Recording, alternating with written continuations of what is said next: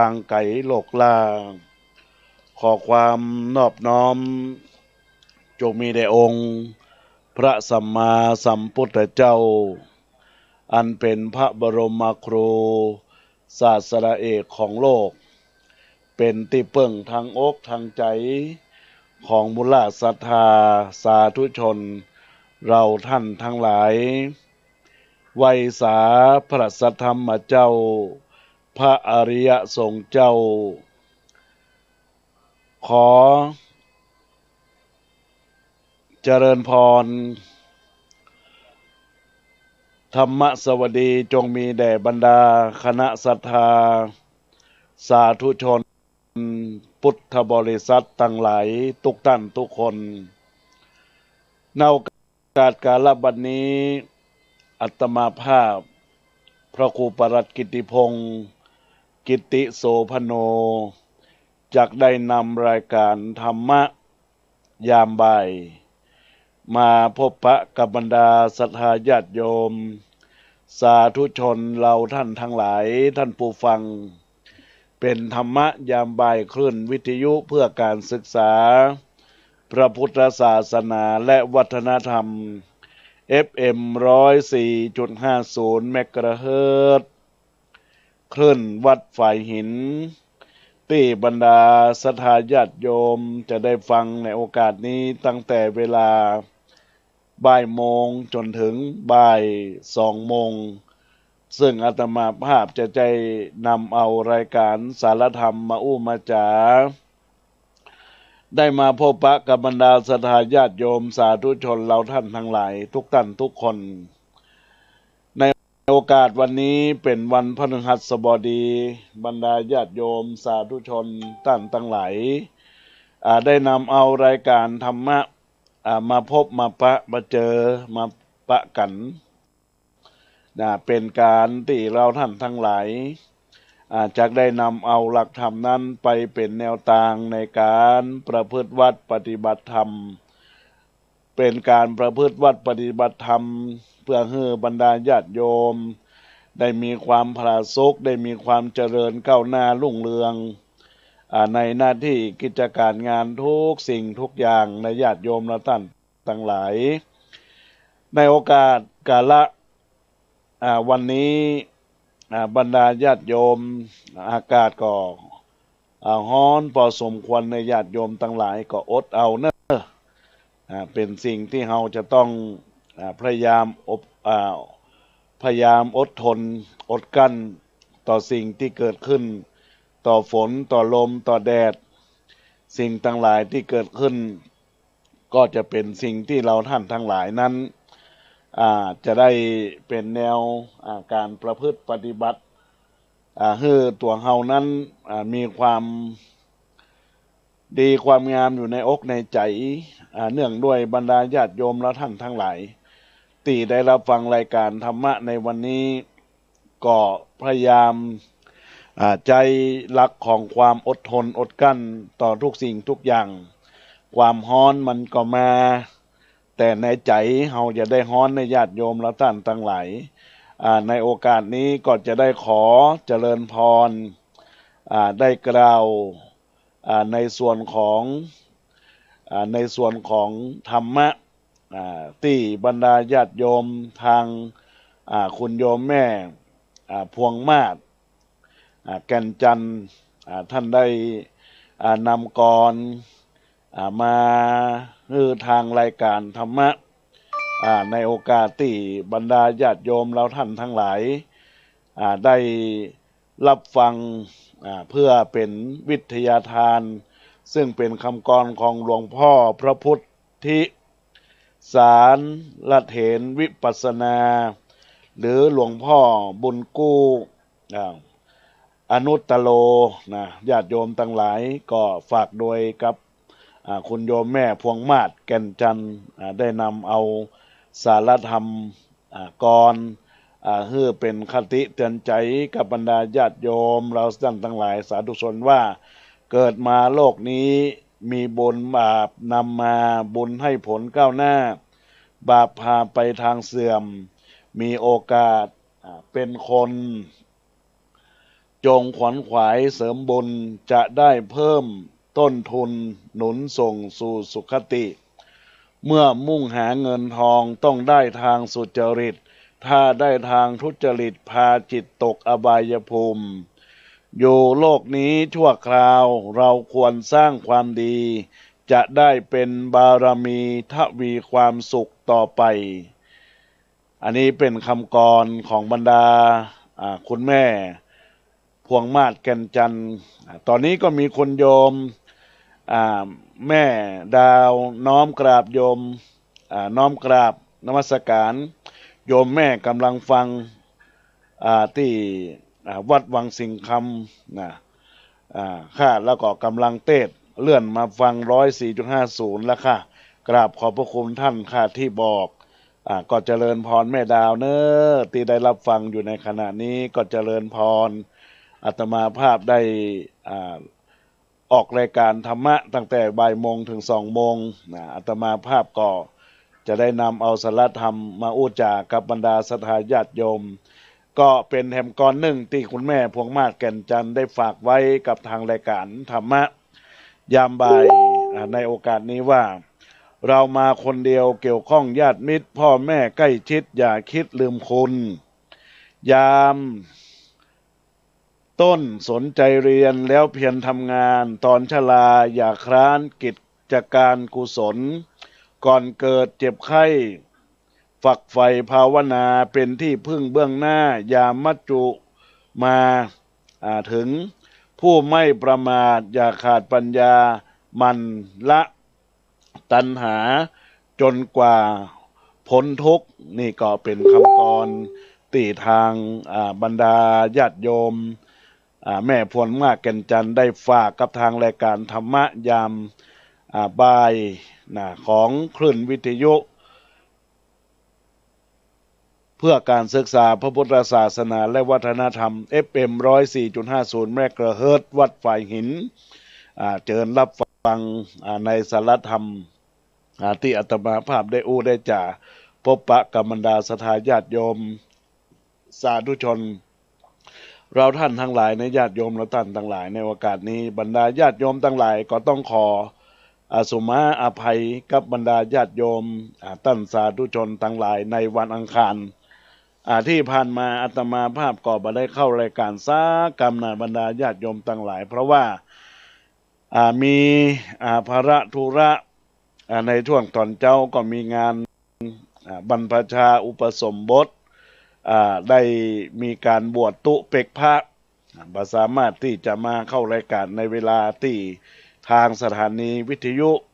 เพื่อการศึกษาพระพุทธศาสนาและวัฒนธรรมได้ให้เวลาอาตมาภาพก็ต้องขอสุมาอภัยกับบรรดาญาติโยมสาธุชนพุทธบริษัทตั้งหลายตัวบางผู้บางท่านก็ตักไลน์เข้ามาว่าตุเจ้า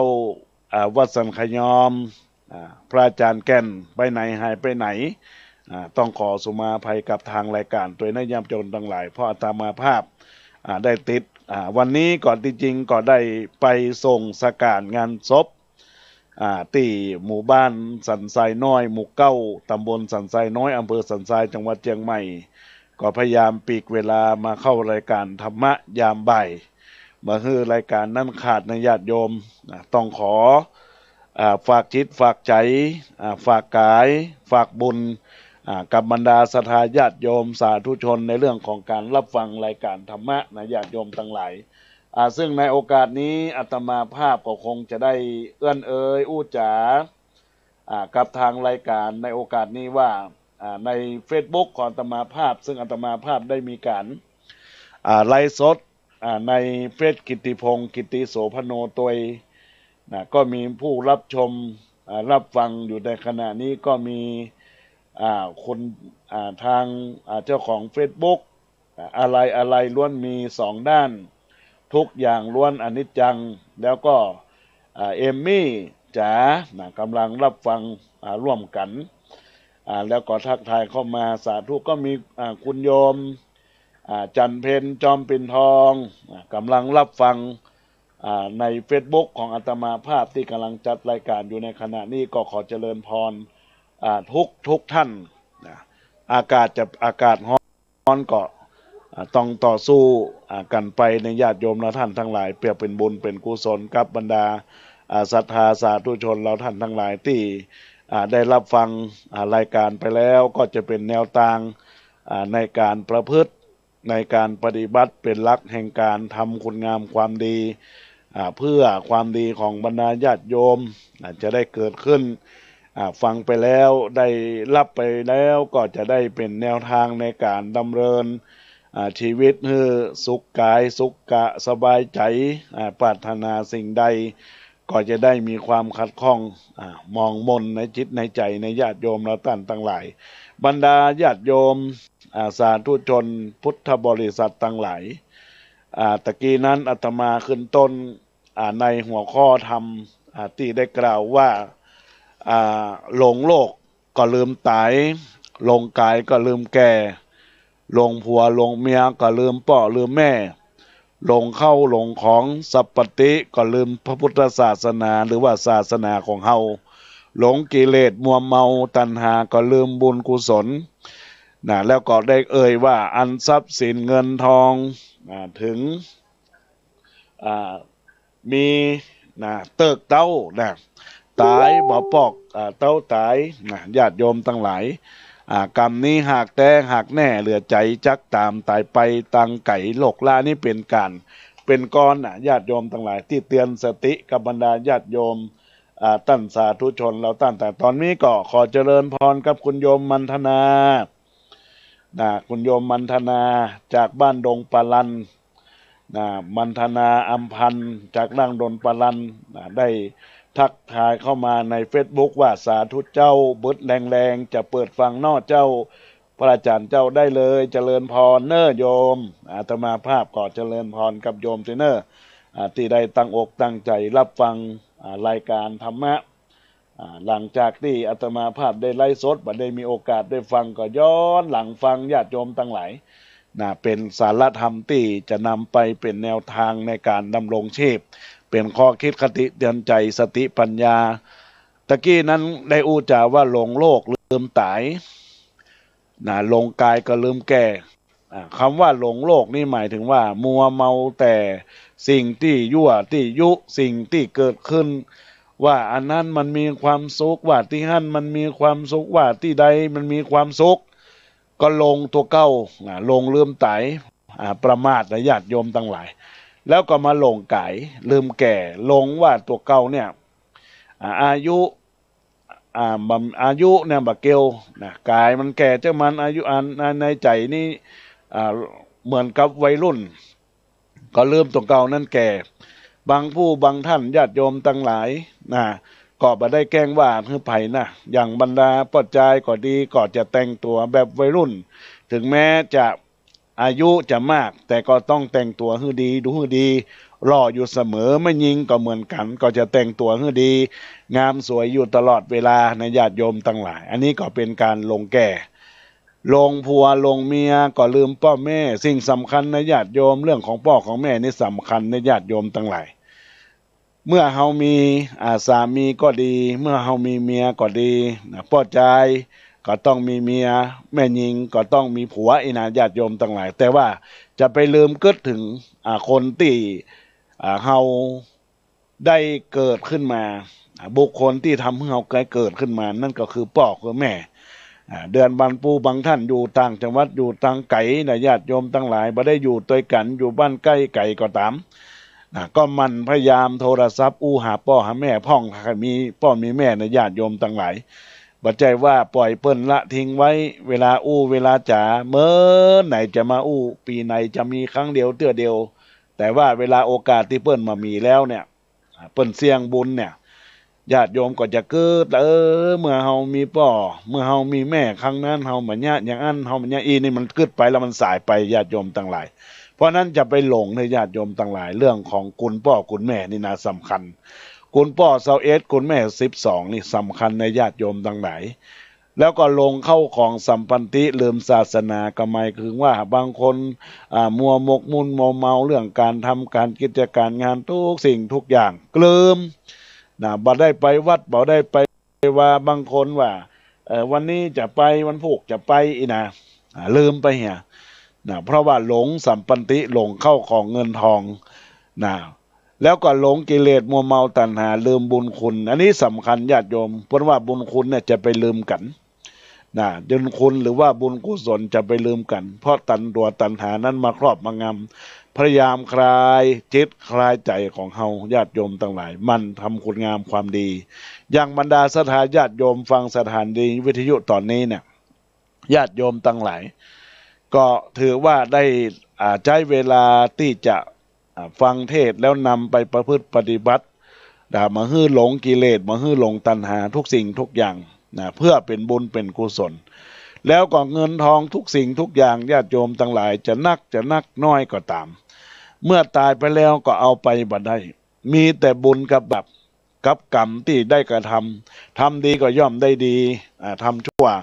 ก็ย่อมได้ชั่วในญาติโยมดังนั้นก็ขอฝากกับบรรดาญาติโยมท่านสาธุชนทั้งหลายที่กำลังรับฟังรายการธรรมะยามบ่ายกับอาตมาภาพพระครูประหลัดกิติพงศ์กิติโสพโนหรือพระอาจารย์แก่นสำนักวัดสันขยอมตำบลสันทรายน้อยอำเภอสันทรายจังหวัดเชียงใหม่ที่กำลังรับฟังอยู่ในขณะนี้ก็จะเป็นบุญเป็นกุศลกับบรรดาศรัทธาญาติโยมเราท่านทั้งหลายดังนั้นแล้วในโอกาสนี้อาตมาภาพก็คงจะได้หยิบยกในเรื่องของบุญกุศลที่เกิดขึ้นกับตัวตนของเราท่านทั้งหลายเกี่ยวกับบุญปฏิบัติของตัวเฮาในญาติโยมดังนั้นแล้วเมื่อบรรดาญาติโยมได้รับฟังการอู้กันจาธรรมะสารธรรมกับอาตมาภาพตอนนี้ก็มีคุณโยมจันเพญคำโปธาคุณโยมจันเพญคำโปธาจากบ้านแม่เฮียตำบลแม่เฮียอำเภอเมืองจังหวัดเชียงใหม่กำลังทักทายเข้ามาในรายการว่าสาธุกราบนมัสการกราบนมัสการไหว้สาท่านพระครูเจ้าก็เจริญพรคุณแม่จันเพญคำโปธาจะได้ใจเวลาว่างๆตักตายคุณโยมแม่ตัวเนอเปิ้นว่าเปิ้นสนิทกับคุณแม่เอ้ยญาติโยมทั้งหลายคุณแม่เอ้ยสุติบงบ้านแม่ย้อยก็จะได้ตักตายอู้เอ้ยกับบรรดากับคุณแม่ได้มาพบปะกันเปิ้นเป็นสายบุญในญาติโยมและท่านทั้งหลายก็เป็นกุศลที่จะได้ร่วมกันในการงานของวัดของวาอารามตลอดสิ่งที่สำคัญในตัวตนของบรรดาญาติโยมเราสาธุชนเราท่านทั้งหลายก็จะเป็นสิ่งที่เฮาจะได้มาร่วมเป็นบุญกุศลกับการทำความดีในญาติโยมทั้งหลายดังนั้นแล้วก็ขอเจริญพรกับคุณโยมแม่จันเพญคำโปธาเนอร์จากบ้านแม่เฮียตำบลแม่เฮียอำเภอเมืองจังหวัดเชียงใหม่ที่ได้กราบไหว้สา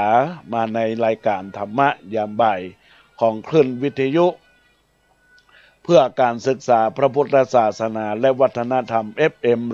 104.50 เมกะเฮิรตซ์วัดไฟหินในเวลาบ่ายโมงจนถึง2 โมงตอนนี้ก็เหลือเวลาแถมเกินชั่วโมงวันนี้รายการเปิ้นอาจจะมีเวลาเข้าช้าไปหน่อยนะอาตมาภาพก็เปิดเพลงใน Facebook ไปกล่อมไปก็รอสัญญาณทางผู้ควบคุมดูแลคือหลวงพ่อพระครูสมุวิชุวัฒน์วรกิจโจท่านผู้ควบคุมผู้อำนวยการของสถานีวิทยุเพื่อการศึกษาพระพุทธศาสนาและวัฒนธรรม FM 104.50 เมกะเฮิรตซ์ได้โอกาสให้อาตมาภาพหรือว่าทางวัดสันขยอมได้นำเอารายการธรรมะสารธรรมมาอู้มาจากกับบรรดาศรัทธาญาติโยมในกาล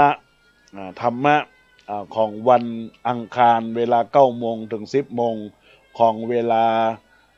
วันนี้คือวันพฤหัสบ่ายโมงถึง 2 โมงก็อนุโมทนาขอบคุณกับหลวงพ่อด้วยความเคารพอย่างยิ่งนะครับบรรดาญาติโยมท่านทั้งหลายในตัวตนของ เอาในญาติโยมสาธุชนเราตั้งหลายวันนี้ก็จะได้อู้จาในเรื่องของจิตในเรื่องของใจในสัปดาห์ที่แล้วนั้นเราอู้จาในเรื่องของใจนอใจใจที่เป็นบุญใจที่เป็นกุศลก็ย่อมมีพลังจิตที่บริสุทธิ์จิตที่มีสภาพที่เราไปทางนั้นทางนี้ทางโน้นใจเฮาขุ่นมัวเหมือนก็บอกว่าใครจะบอกให้เฮาได้ว่าจิตของเฮานั้นมันมีหลายจิตแต่เพียงคิดหลายนัยยะว่ามีความเป็นจริงฉันใดก็ฉันนั้นจิตมีดวงเดียวแต่สามารถที่จะคิดไปหลายจิตใหญ่นะญาติโยมทั้งหลายดังนั้นก็จะได้อู้จากับบรรดาศรัทธาญาติโยมในเรื่องของการจินตนาการการจินตนาการก็คือลักษณะของจิตที่พระพุทธองค์ทรงตรัสไว้มีหลายอย่างได้อู้ไปแล้วอยู่2 อย่างด้วยกันวันนี้จะได้อู้ถึงลักษณะที่3ลักษณะที่3นี้ได้แก่จิตใจนี้บ่มีตัวบ่มีตนหมายความว่ามีกิริยาอาการที่คนเฮาคิดว่าอยู่ทุกวันนี้มันบ่มีรูปร่างร่องรอยปรากฏให้เฮาได้เห็นบอกว่าจะคิดไปในทางดีหรือทางชั่วบ่มีใครมองเห็นได้เลยเว้นไว้แต่ผู้นั้นเป็นพระอริยะพระอรหันตขีณาสพแต่สำหรับเราท่านทั้งหลายที่ยังเป็นกัลยาณชนปุถุชนธรรมดามามีโอกาสได้ทราบได้เห็นกิริยาอาการของจิตแต่ละประการใดและก็บอกบ่ถูกว่าเมื่อเวลาตายจิตขอกออกไปทางนั้นทางนี้เพราะเฮามองบ่เห็นเมื่อมองมาอยู่ในท้องของมารดาจิตเข้าออกทางนั้นทางนี้บอกบ่ได้เพราะบ่มีรูปร่างลักษณะทางไปมาจึงบ่มีมันเป็นสิ่งที่มีความลี้ลับจะไปไหนมาไหนได้โดยบ่ต้องมีเครื่องจักรในญาติโยมละท่านทั้งหลายเป็นมีเครื่องจักรหรือว่าเป็นเครื่องกลเครื่องยนต์กลไกเป็นที่พักดันมันไปได้โดยธรรมชาติของมันเองนี่ก็เป็นลักษณะของจิตที่มีชนิดหนึ่งลักษณะอาการติดต่อไปเป็นลักษณะที่4ซึ่งเป็นข้อสุดท้ายในญาติโยมทั้งหลายตอนนี้ก็ขอเจริญพรกับคุณแม่สุติวงศ์บ้านแม่ย้อยเนอที่ได้ทักทายส่งสติกเกอร์แสดงออกซึ่งความเป็นรูปหัวใจแสดงออกซึ่งความรักธรรมะความรักแห่งพระพุทธศาสนาความเป็นรัตนมหาอุบาสิกาเป็นผู้นำกินนำตาลผู้ฮือทำเป็นทานผู้ฮือปัจจัยเป็นทานบดีก็ขออนุโมทนากับแม่สุติวงศ์เนอที่ได้กลับไวสาสาธุได้เข้ามาในรายการธรรมะใน Facebook ของกิตติพงศ์กิตติโสพโนญาติโยมสาธุชนทั้งหลายจิตใจของคนเฮานี้มีถ้ำเป็นที่อยู่อาศัย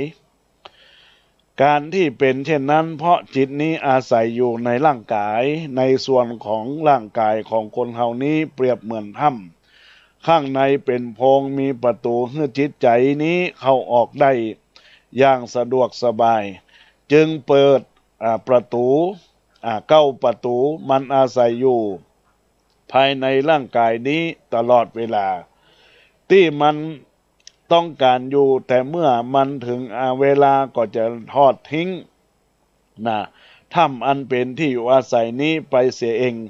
โดยมันมีความอะไรใยดีอันอย่างเท่าใดลักษณะอาการของจิตที่กล่าวมานี้เป็นเรื่องที่เฮาควรศึกษาและสำเนียกให้มากเพื่อเมื่อเฮารู้ว่าอาการของจิตนี้มันเป็นไปได้หลายอย่างเฮาจะหาวิธีป้องกันแก้ไขหรือจะมีการประคับประคองอย่างไรเพื่อให้เฮารู้ผู้เป็นเจ้าของจิตนี้มีความสุขบ่ต้องมีความระทมทุกข์เพราะจิตนี้เป็นต้นเหตุ ก็คงรู้สึกดีว่าสรีระร่างกายของคนเฮานี้ถ้ามามีการทำความสะอาดชำระล้างประดับประดาตกแต่งให้มีระเบียบเรียบร้อยแล้วก็ย่อมจะดูบ่ได้เป็นสิ่งที่น่าเกลียดเป็นสิ่งที่น่าขยะแขยงบ่น้อยการตกแต่งร่างกายภายนอกของคนเฮาก็คงจะวินิจฉัยได้ว่าทำไปเพื่อประโยชน์อันใดอย่างน้อยที่สุดก็เพื่อความเป็นระเบียบดูแล้วจะได้สดชื่นงามตาและเป็นการทำให้สุขอกสุขใจไปตัวทีนี้เมื่อเฮาตกแต่งเฉพาะร่างกายภายนอกเพียงอย่างเดียวก็จะเป็นการบดีและบ่สมบูรณ์เท่าไรนักเพราะทุกสิ่งทุกอย่างของร่างกายนี้จิตใจมีอำนาจมากที่สุดเป็นเจ้าเป็นใหญ่เป็นเจ้ากี้เป็นเจ้าการเป็นเจ้าบังคับบัญชาอวัยวะส่วนต่างๆให้ตกอยู่ในอำนาจเสมอโดยเหตุผลอันนี้นะญาติโยมเราท่านทั้งหลายคนเฮาจะชำระล้างประดับประดาตกแต่งเฉพาะร่างกายส่วนภายนอกเพียงอย่างเดียวจึงบะเป็นการสมควรนักเฮาจึงจำต้องประดับประดาตกแต่งภายในให้จิตใจของเฮาได้สวยให้งามให้ประณีตให้มีระเบียบเพราะธรรมชาติจิตใจของคนเฮานั้นมักจะมีอันยังพิกลอยู่ดังที่กล่าวมาแล้วนั้นจึงจำเป็นอยู่เองที่เฮาจะเว้นการตกแต่งใจไปเสียบ่ได้คำว่าแต่งเป็นคำที่นิยามใช้ในทางดีทำให้มันดีมีคำนิยามว่าไว้ว่าไก่งามเพราะคนงามเพราะแต่งคนเฮาจึงรักที่จะแต่งเพราะถ้าแต่งแล้วก็ทำให้สวยแต่งแล้วก็ทำให้มีระเบียบเรียบร้อยและคนเฮาเกียบจะ100%ที่จะชอบความเป็นระเบียบในญาติโยมเราตั้งหลายรักสวยฮักงามทั้งนี้ก็เพราะว่าสิ่งเหล่านี้ถ้าเฮามองดูแล้วบ่ทำให้คัดตาคัดใจเป็นเหตุให้เกิดความสดชื่นเบิกบานเฮาก็จึงมีการตกแต่งร่างกายภายนอกถ้าหากบ่ฮู้จักการตกแต่งบ่มีขอบบ่มีเขตบ่คำนึงถึงวัฒนธรรมประเพณีกาลเทศะแล้วก็ทำให้คัดตาคัดใจผู้ที่ได้ประสบพบเห็นการตกแต่งกายต้องลงทุนเป็นเงินเป็นทองถ้าอยากสวยมากต้องลงทุนมากเครื่องตกแต่งกายบางอย่างลงทุนไปแล้วใช้ได้บ่กี่ครั้งก็ต้องเปลี่ยนใหม่อีกแต่งคราวหนึ่งก็สวยไปคราวหนึ่งถ้าต้องการสวยอีกก็ต้องแต่งอีกโดยเฉพาะการแต่งกายภายนอกนี้เป็นการแต่งเฉพาะแห่งหนึ่งจะให้สวยตรงไหนก็ต้องแต่งตรงนั้นเฮาแต่งหน้าแล้วก็จะให้ไปงามข้างหน้าแต่งฟันจะให้ไปดีที่หูด้วยย่อมเป็นไปบ่ได้จะอย่างไรก็ตามก็ต้องคิดอยู่เสมอว่าการแต่งกายยังมีการจำกัดเวลาสถานที่ขนบธรรมเนียมประเพณีอีกตัวต้องแต่งให้ถูกตามกาลเวลาที่ถูกกับฐานะของตัวเองถ้าบ่ถึงคราวแต่งก็บ่ควรแต่งฐานะของความเป็นอยู่ของเฮาอยู่ที่สถานะเช่นใดก็คือแต่งพอเหมาะพอควรอย่าฟุ่มเฟือยเกินฐานะสิ่งไหนควรแต่งและบ่ควรแต่งจะให้สวยให้งามโดยวิธีใดหลักที่สำคัญอย่างยิ่งก็คือต้องรู้จักประมาณมีพระพุทธพจน์ที่ได้กล่าวว่ามัตตัญญุตาสถาสาธุแปลว่าความเป็นผู้รู้จักประมาณเป็นการดีทุกเมื่อการตกแต่งกายภายนอกนั้นต้องมีกฎเกณฑ์มีหลักการดังที่กล่าวแล้วบ่เหมือนการตกแต่งภายในคือจิตใจของเฮาการตกแต่งกายภายนอกก็ของดไว้ให้ญาติโยมได้มันพิจารณาของดไว้เพียงแค่นี้ก็ได้อู้แล้วถึงการตกแต่งภายในที่เป็นการที่ญาติโยมเราทั้งหลายมีความคิด ที่จะต้องตกแต่งยังตัวตนของเฮาส่วนมากก็คนเฮาก็จะพิจารณาตัวตนของเฮาให้สวยให้งามให้มีระเบียบแต่แล้วในใจของเฮาก็เหมือนกันถ้าใจของเฮามีจิตอันเป็นบริสุทธิ์มีจิตใจที่ทำดีแล้วทุกอย่างทุกประการโดยการได้มีศีลแล้วก็มีธรรมแล้วก็มีสติตั้งมั่นแล้วก็ทำอันยังก็ถูกต้องบ่ถูกใจบ่ถูกบ่กดขี่คนอื่นนี่นะญาติโยมทั้งหลายก็ย่อมเป็นปัญญาดังนั้นแล้วใจของเฮาก็ต้องภายในก็ต้องมีความสะอาดมีความเป็นระเบียบมีความเป็นเรียบร้อยมีความ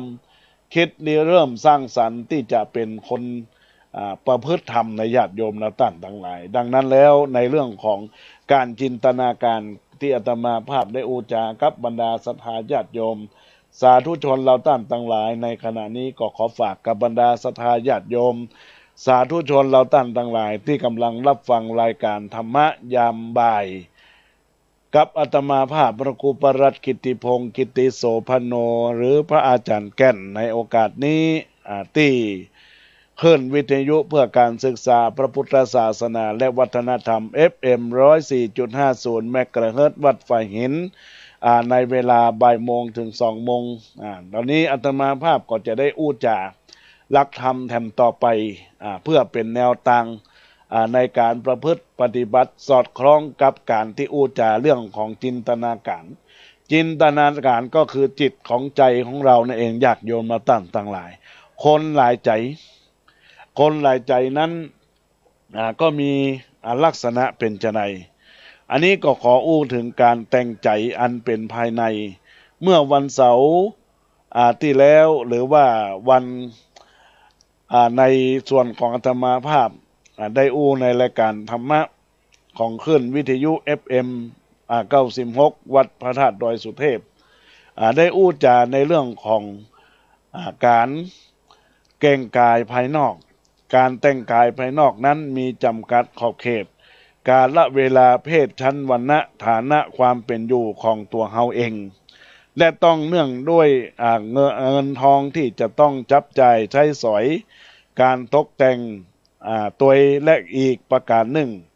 ก็คือการต้องรู้จักประมาณในการตกแต่งดังกล่าวแล้วการแต่งใจนี้มีผลปฏิบัติตรงกันข้ามกับการแต่งกายการแต่งใจบ่ต้องลงทุนตัวเงินทองเพราะจิตใจเป็นสภาพบ่มีตัวตนเป็นนามธรรมเครื่องแต่งใจก็บ่ได้ใจวัตถุสิ่งของเฮาจึงบ่จำเป็นต้องเสาะแสวงหาซื้อมาด้วยเงินแต่ต้องแสวงหาด้วยตัวเองของเฮาการแต่งใจถ้าแต่งให้ดีครั้งหนึ่งแล้วก็ทำสวยงามก็ทำให้สวยงามอยู่ได้นานโดยบ่ต้องแต่งให้บ่อยเหมือนการแต่งกายเว้นไว้แต่ว่าสิ่งใดที่ยังบกพร่องหรือสภาพจิตยังกวัดแกว่งดิ้นรนกระวนกระวายอยู่เราต้องพยายามแต่งใจให้บ่อยและระดับดีการแต่งใจเพียงแห่งเดียวกายและวาจามีส่วนได้รับการตกแต่งไปตัวเพราะปกติคนที่มีน้ำใจงามแล้วย่อมบังคับให้กิริยาวาจาทำอันยังอู้อันยังก็จะได้งามไปทุกอย่างการแต่งใจแต่งได้กันทุกเมื่อบ่มีการกำจัดกาลเวลาและสถานที่ยิ่งแต่งมากเท่าใดก็ยิ่งมีผู้คนนิยมชมชอบมากขึ้นเท่านั้นการแต่งใจบางครั้งต้องอาศัยบุคคลคืนบุคคลอื่นเป็นกระจกเงาเพื่อเป็นเครื่องเปรียบเทียบคนเฮานั้นมักจะเข้าข้างตัวเองอยู่เสมอทั้งที่ตัวเองมีความประพฤติผิดหรือทำผิดญาติโยมทั้งหลายพูดผิดก็ดีโดยที่มองความผิดของตัวเก่าบ่หันบางทีหูแล้วเห็นแล้วก็ทำเป็นบ่หูบ่เห็นจึงทำให้เกิดปัญหาขึ้นเรื่องการทำการอู้การคิดอันยังก็ตามเราควรจะพิจารณาตัวเองเสียก่อนตัวเราเองก็ทำถูกอู้ถูกแล้วก็ยัง อย่ามองข้ามตัวเองต้องปรับปรุงแก้ไขตัวเองให้ดีที่สุดการเข้าข้างตัวเองจะมากหรือน้อยก็ตามเป็นอุบายที่บ่เป็นธรรมบ่ชอบธรรมส่วนการไปอาศัยบุคคลอื่นเป็นเครื่องวัดความสวยงามของจิตใจเฮานั้นนับว่าเป็นวิธีการที่ดีมากเมื่อเฮาทำอันอย่างผิดไปคนอื่นมาตักเตือนเฮาบอกควรที่จะถือโทษโกรธเคืองเขาเห็นคนอื่นเขามีกิริยามารยาทบ่ดีบ่งามบ่น่าฮักเฮาก็ลองนึกดูเอาว่าถ้าเฮาเป็นเช่นนั้นบ้างก็เป็นอย่างไรเฮาจะน่ารักหรือไม่แล้วพยายามฝึกหัดดัดใจอย่าให้เป็นเช่นนั้นเฮาเห็นเขามีความประพฤติดีปฏิบัติชอบมีกิริยาวาจาน่าฮักดูแล้วน่าสรรเสริญเจริญพรสวยงามน่าฮักเฮาก็ควรปฏิบัติเช่นนั้นแต่ทั้งนี้ก็บ่ได้ความหมายว่าเฮาจะต้องคอยให้คนอื่นญาติโยมเราท่านทั้งหลายให้คนอื่นเขาเข้ามาบงการมาช่วยตกแต่งใจของเฮาเหมือนกับการแต่งกายภายนอกก็หาไม่เฮาต้องแต่งของเฮาเองจะวานให้ผู้ใดผู้หนึ่งมาแต่งให้เฮาโดยตลอดก็บ่เป็นการที่ควรตอนนี้ก็ขอเจริญพรนมัสการหลวงพ่อพระครูสุธรรมารังการเจ้าวาดวัดชัยศรีภูมิในเฟซที่จริงว่าราศีมังกรกุลชรช้างได้เข้ามารับชมรับฟังในการไลฟ์สดกิตติพงศ์กิติโสพโนเฟซธรรมะสู่ใจเพื่อสันติภาพของกล่าวกับผมอาตมาภาพก็ขอนมัสการถวายความเคารพหลวงพ่อพระครูสุธรรมรังการเจ้าวาดวัดใจศรีภูมิอุทยานธรรมอุทยานส่วนธรรมอำเภอแม่แจ่มจังหวัดเชียงใหม่นะครับที่ได้เข้ามารับชมรับฟังอยู่ในขณะนี้ก็นมัสการนะครับญาติโยมทั้งหลายตามปกติจิตใจของคนเฮานั้นมักจะสิ่งที่ปกป้องครอบครองคุ้มครองอยู่มักฝังไฟไปในทางต่ำซามฟักไฟไปในทางที่ชั่วจึงทำให้จิตใจญาติโยมทั้งหลายบ่สวยบ่สะอาดเฮาจึงมีวิธีการทำอย่างไรจึงทำให้จิตใจของเฮานั้นสวยงามญาติโยมทั้งหลายอย่างตอนนี้อาตมาภาพได้อู้ทำในญาติโยมทั้งหลายถ้าญาติโยมทั้งหลายตั้งอกตั้งใจฟังในน้ำพระธรรมก็จะไปกล่อมไปเลี้ยงจิตใจของบรรดาญาติโยมในการที่จะเป็นคุณธรรมประจำจิตประจำใจรู้จักบาทำในทางที่ผิดรู้จักถูกรู้จักควรในญาติโยมทั้งหลายแล้วก็ใจจะเป็นผู้ที่มีความชอบธรรมแล้วก็การที่เฮาต้านทั้งหลายจิตใจเฮาจะสวยงามสะอาดแถมอย่างก็คือการฮื้อตานการฮื้อในญาติโยมทั้งหลายการฮื้อก็คือการที่มีความเอื้อเฟื้อเผื่อแผ่มีความเมตตากรุณาต่อกันและกันและสิ่งสำคัญมันพยายามรักษากายรักษาวาจาด้วยศีลอย่าลุ่มอย่าหลงอย่าเอาความโกรธเหมือนไฟเข้ามาลุมเราในตัวเฮาอย่าได้เอาความที่เป็นเรียกว่าความโกโทโกทะ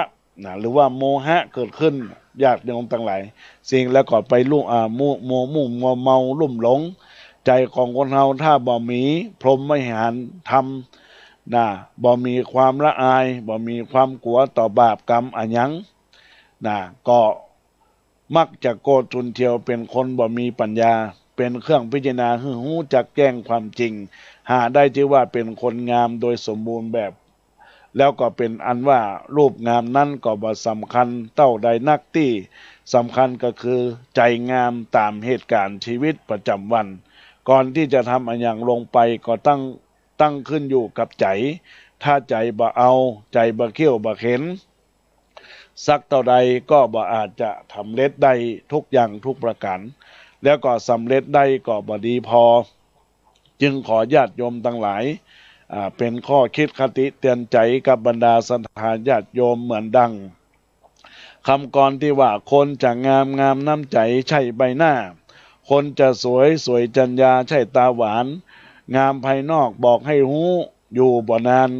งามนิรันดร์คืองามใจหื้อสุขแลญาติโยมทั้งหลายอันนี้ก็เป็นคำกรของนักปราชญ์ที่ได้ฝากไว้เกี่ยวกับตัวตนคนเฮาถ้าหากว่าคนเฮานั้นงามก็คืองามน้ำใจบ่ใจงามเฉพาะหน้าคนเฮาจะสวยก็สวยด้วย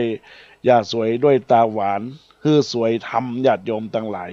แล้วก็งามภายนอกด้วยเป็นสิ่งสำคัญอย่าไปงามก็เฉพาะภายนอกภายในจะต้องงามด้วยใจของเฮาจะมีความสุขอันนี้ก็ขอฝากกับบรรดาศรัทธาญาติโยมสาธุชนท่านผู้ฟังที่กำลังรับฟังรายการธรรมะยามบ่ายครับอาตมาภาพพระครูปรัตน์กิติพงศ์กิติโสภโนสำนักวัดสันขยอมตำบลสันทรายน้อยอำเภอสันทรายจังหวัดเชียงใหม่ที่ได้นำเอาสารธรรมมาอู้จากับบรรดาศรัทธาญาติโยมสาธุชนเราท่านทั้งหลายก็คือญาติโยมได้เป็นข้อคิดคติเตือนใจเป็นการประพฤติเป็นการปฏิบัติให้เราท่านทั้งหลายเป็นแหล่งแห่งการทำคุณงามความดีหู้จักตัวหู้จักตนเหมือนครับคำคมของนักปราชญ์ม่วนงานสันเล่าภูมิปัญญาล้านนาอู้จากันได้ล้านนาไทยเฮามีความเจริญในเรื่องของหน้าที่แต่ละคนเปิ้นบอกว่าเป็นพ่อแม่ที่มีลูกน้อยต้องล้างขวดนมเป็นขโยมต้องบวชเป็นสจวดก็ต้องขับเครื่องบินเป็นศิลปินต้องแสดงเป็นอุลตร้าแมนก็ต้องสู้กับสัตว์ประหลาดเป็นนักปราชญ์ต้องสร้างผลงานเป็นทหารต้องเป็นหัวของชาติเป็นพ่อแม่กาในกาดก็ต้องถามว่าซื้ออย่างเจ้าเป็นคนเท่าต้องหมั่นเข้าวัดเข้าวาเป็นพระสงฆ์อาตมาก็ต้องปฏิบัติพระธรรมวินัยเป็นทอมเป็นปูเป็นทอมเป็นปูหน้าใสต้องเอาใจใส่ไม่ยิงอย่าเฉยเป็นกระเทยต้องเก่งการฝีมือกู้ยังเป็นแม่มารต้องดูแลลูกในครรภ์เป็นน้อยเป็นนานก็ต้องช่วยวัดช่วยวาเป็นดาราต้องมันแสดงเป็นแม่ค้ากาดแรงก็ต้องมันทำอาหารเป็นทหารก็ต้องมันเข้าค่ายเป็นคุณนายก็ต้องมันออกงานสังคมเป็นคนบาจนต้องมันหิมันหาเป็นนักกีฬาก็ต้องมันก็ต้องเหมือนเมรัชนกเป็นนักอันนี้นะญาติโยมทั้งหลายเป็นพิธีกรเป็นโฆษกก็ต้องมันกำไมแล้วญาติโยมทั้งหลายอันนี้ก็เป็นคำว่นงานสันเล่าหน้าที่ใครหน้าที่มันในจิตในใจของมันใจเป็นนายกายเป็นบ่าวนะญาติโยมทั้งหลายก็ต้องขอฝากกับบรรดาศรัทธาญาติโยมท่านสาธุชนท่านผู้ฟังทั้งหลายที่รับฟังรายการธรรมะยามบ่ายในโอกาสนี้อาตมาภาพก็คงจะได้เปิดโอกาสให้กับบรรดาญาติโยมได้โทรศัพท์เข้ามาอู้จาในรายการธรรมะยามบ่าย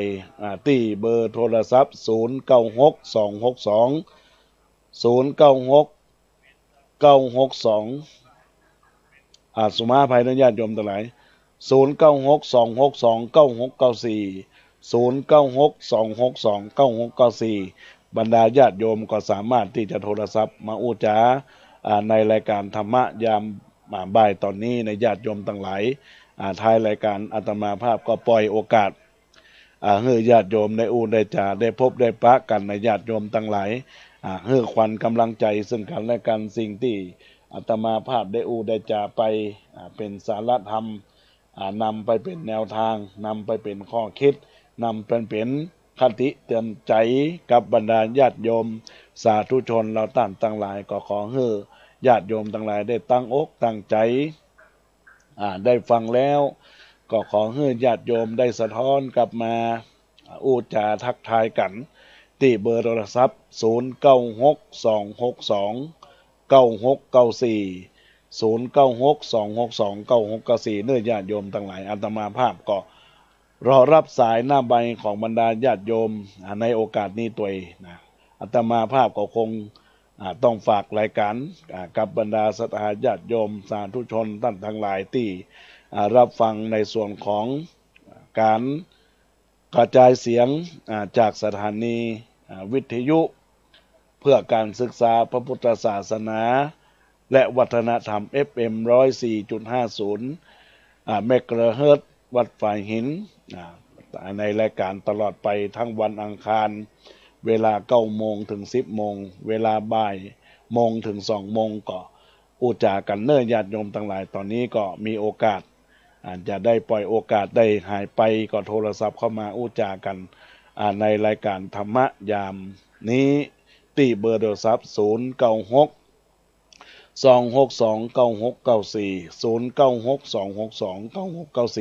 9694 ตอนนี้ก็มีคุณโยมจากบ้านสันนาเมงได้โทรศัพท์เข้ามาเนอะเจริญพรแม่น้อยเจ้าฟังอยู่นอกเจ้าท่านเจ้าพอดีอันโยมอยากให้ถามท่านน้อยเนาะว่าใดอย่างก็ถึงวันนี้บางครั้งเขากินยาไปแล้วมันง่วงเนาะว่าจะไหว้พระสวดมนต์ก็ได้ไหว้แต่ลูกกันจะนอนครับน้ำโมแล้วก็อย่างไหว้ไปต่อนอนเนาะรับครับเจ้าใช่ป่ะเจ้าแต่ถ้าอู้ถึงว่าเนาะอันอยู่ที่การบุญปฏิบัติของเราในส่วนของการในชีวิตประจำวันเราถ้าเราตั้งอกตั้งใจเกิดระลึกถึงคุณของพระพุทธคุณของพระธรรมพระสงฆ์ในคณะต่างๆนี่นะมันได้มูลบทใจเฮามาอยู่ที่ใจเฮาแม่แล้วทีนี้ก่อนนอนเนี่ยถ้าเฮามามีโอกาสเนาะมามีโอกาสในการไหว้พระนั่งไหว้พระเฮาเกิดได้เฮานอนเฮากำลังนอนเฮาเกิดได้เฮาจะไหว้พระขณะที่เฮาเกิดแล้วก็เฮาไหว้พระโดยสวดมนต์ไปโดยในขณะนอนใจเฮาตั้งมั่นมันก็ได้บุญนะแม่ได้บุญเหมือนกันเพราะว่าอย่างนั้นอิริยาบถสติปัฏฐาน4เปิ้นก็มีเนาะยืนเดินนั่งแล้วก็นอนน่ะเนาะนะครับอิริยาบถของเฮานอนจ้ะขอให้พ่อเนาะว่าอันอย่างก็อย่างเช่นปกติของโยมนี่คือสมมติจะฟังผู้องค์เนาะบางครั้งเฮากะสร้างมีในโทรศัพท์บ่ได้โทรหาห้องอะไรอย่างเงี้ยเนาะเจ้าจะถามว่าอย่างสมมติแต่ก่อนเฮาตอนที่อยู่กับพ่อกับแม่ลูกเพิ่นหลายเนาะเฮาก็ต้องไปช่วยเพิ่นทำมาหากินสมมติลำบากขึ้นเจ้าพระเจ้าจักปูจักป่านี่ก็โธ่นักแก่พ่อจะถามท่านว่าประเดี๋ยวนี้เฮาปวดแข้งปวดขาคืออีกอย่างอายุโยมจะ60ละวันที่9 เมษายนนี่จ้ะ9 เมษายนจะ60เลยเนาะว่าใดสมมุติว่าโยมจะถามว่าอย่างก็ก่อนจริงเขาจะแผ่เมตตาเนี่ยเขาต้องขอขมากับคนข้าเจ้าต้องขอขมาด้วยก็ได้หรอ